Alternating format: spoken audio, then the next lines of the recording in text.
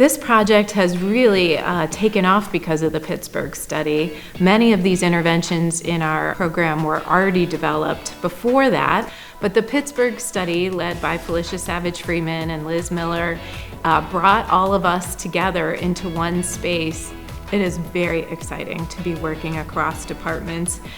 We talk together, we learn together, we've been on committees together, but in terms of coming together to do research, this is the first time. Shannon and James and I have known each other for as long as they've both been at the university, and we have interfaced in the School of Education and also in the School of Social Work and the Department of Psychology on student mentoring committees, on student thesis and dissertation committees. It really mattered to get into one space and see our programs lined up one age group after the other, so that we could start to see, hey, we have a lot in common here. This work is funding the thought process in how we create an equitable ecosystem for kids across the developmental spectrum, and that's very unique, and the Momentum Funds had the boldness to support us in doing that. Our work together is bolstering our programs individually. It's bolstering our ability to build a prevention pipeline. This project is really needed right now because we have lots of examples in the field of trying specific programs for short periods of time. It's disjointed.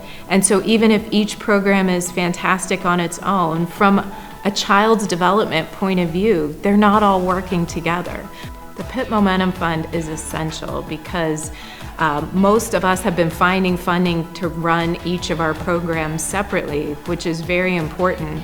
But there really are very few funding avenues to figure out how to link programs together. But once we're all together, we'll be able to present ourselves as a program that is an entire developmental spectrum. One of the challenges with the kind of research we're undertaking is that we're taking 3 projects with similar aims that look at similar and different segments of the population. We need support to think about how these important pieces fit together. I think we're in a revolutionary time in the research space. I think we've learned, finally, after 100 years or more, of this siloed research approach, that no discipline can do it alone. We need to come together to see how our different understandings and experiences form a holistic vision for equitable research work and outcomes. And I think the university has figured out that is the next stage for the evolution of rigorous, high quality, and inclusive research.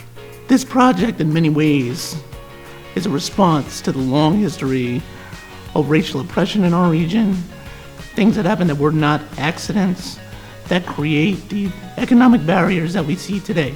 The work we're doing is pushing back against those barriers. We're doing it on the ground, at every developmental level in childhood, and we're banding together to use this work in an advocacy space to create more holistic and more well-rounded opportunities for all children in our region.